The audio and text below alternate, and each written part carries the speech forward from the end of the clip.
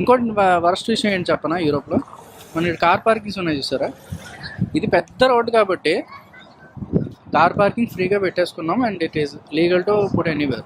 I mean not anywhere, ఇక్కడ places ఉంటే ఆ ప్లేసెస్ దగ్గర పెట్టుకోవాలన్నమాట. So apart from this, city సెంటర్లో ఎక్కడైనా పెట్టాలంటే అదొక పెద్ద నరకం. ఎందుకంటే పార్కింగ్ ఏరియాస్కి ప్రతిదానికి చాలా కాస్ట్లీ. ప్రైవేట్ పార్కింగ్స్ ఉంటాయి. సో ప్రైవేట్ పార్కింగ్స్లో పెట్టాలంటే కారు ఆల్మోస్ట్ ఒక 15 minutesకి మనం 100 రూపీస్ అలా పే చేయాలన్నమాట. అది చాలా తక్కువ, కొన్ని తక్కువ సిటీస్లో చెప్తున్నా. మేము ఇప్పుడు బ్రజల్స్లో పార్క్ చేసాం ఒక దగ్గర కారు, అదేమో 20 minutesకి 1.5 euro ఛార్జ్ చేసింది. అంటే ఎంత, 150 రూపాయలు రఫ్గా అనుకుందాం.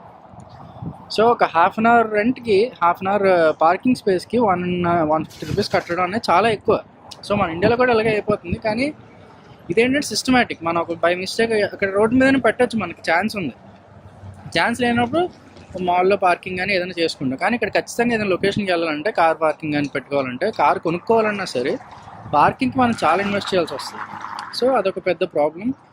సో చాలా జాగ్రత్తగా మనం మెయింటైన్ చేసుకుంటే కానీ ఇలాంటివన్నీ చూసుకోలేమండి. ఎందుకంటే ఖర్చుతో కూడుకున్న పనులు కదా. సో ఏదైనా సరే తక్కువగా అవ్వాలనుకుంటే యూరోప్ అంత మంచిది కాదు, but because it is expensive.